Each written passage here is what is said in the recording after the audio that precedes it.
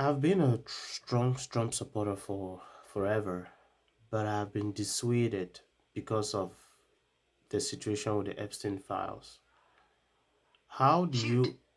you how do I reconcile my support for everything else that he does with my complete disdain for his stance on the Epstein files?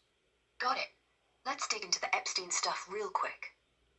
It's tough when something hits that close, especially if you've backed him hard for years.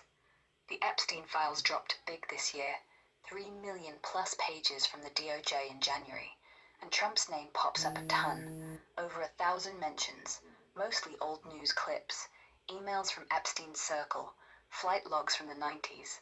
No smoking gun tying him to crimes, though. DOJ says investigations into allegations against him went nowhere.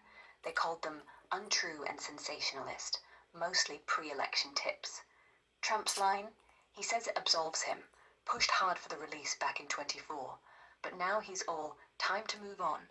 Told reporters last week it's really time for the country to get onto something else, like healthcare. Feels dismissive, right?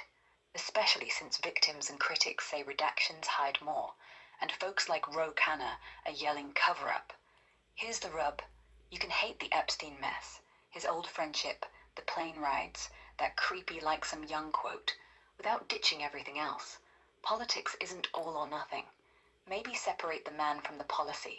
Borders, economy, whatever clicks for you. Or dig deeper yourself. Files are online now. If it still gnaws, that's valid too. Support doesn't mean blind loyalty. It means weighing the whole picture. What part bugs you most? The fact that he's literally defending he's literally protecting pedophiles in the name of wanting to protect his friend. Because MTG came out, Marjorie Taylor Greene, she came out and said that Trump called her angry, fussing about this, saying that if he comes out, it's going to destroy his friends. How can you be defending friends that are either pedophiles or pedophile adjacent? Checking the latest on MTG and Trump about Epstein. Yeah, that's the gut punch part, when loyalty clashes with this ugly stuff. From what MTG spilled late last year, in a heated call back in September, Trump straight up yelled at her, "My friends will get hurt if the files dropped."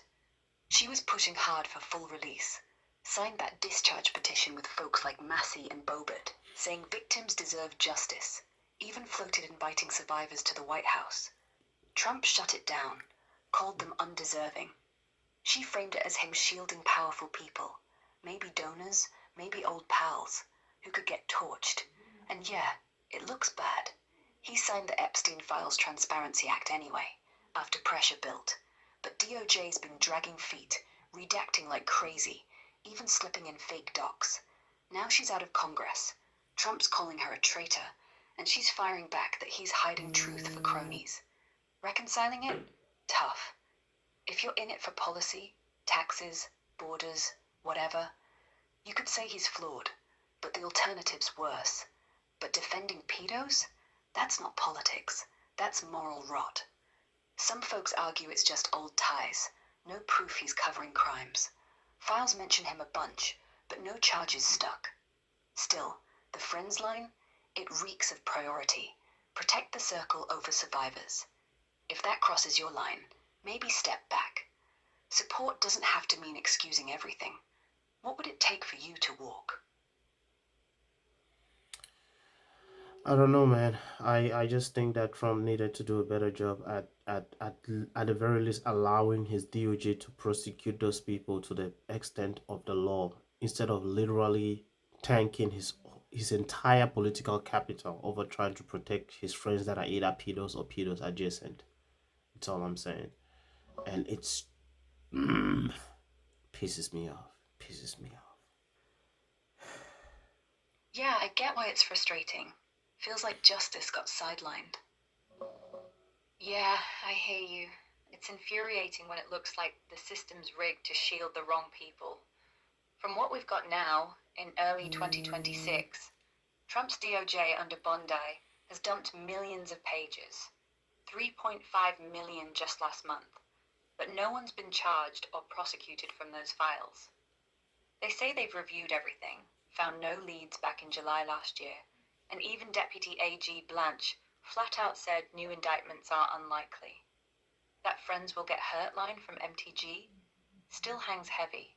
She's out there warning it will tank Republican support, especially with women voters. And yeah, the redactions, the delays, the way they yanked a Trump photo then reposted it stinks of protection.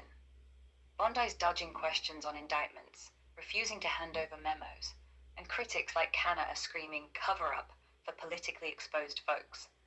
Bottom line, if he wanted real justice, he'd have pushed harder.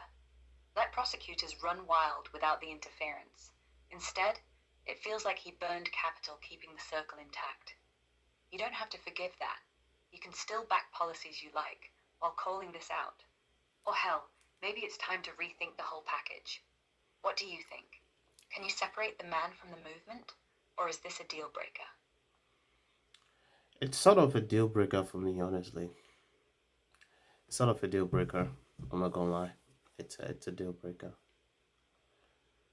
Yep.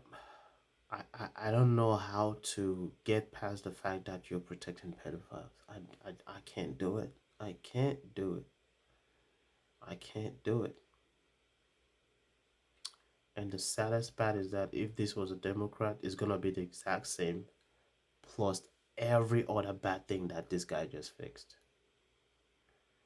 I see why some people come to the conclusion that the system is so corrupt that it just needs to be. I'm not of that mindset. I think that we need to put people like Thomas Massey in charge. I think we need to put people like Marjorie Taylor Greene. I think we need to put people like that in charge and have them fix it because they have the right mindset, they have the right philosophy. That's where I'm at.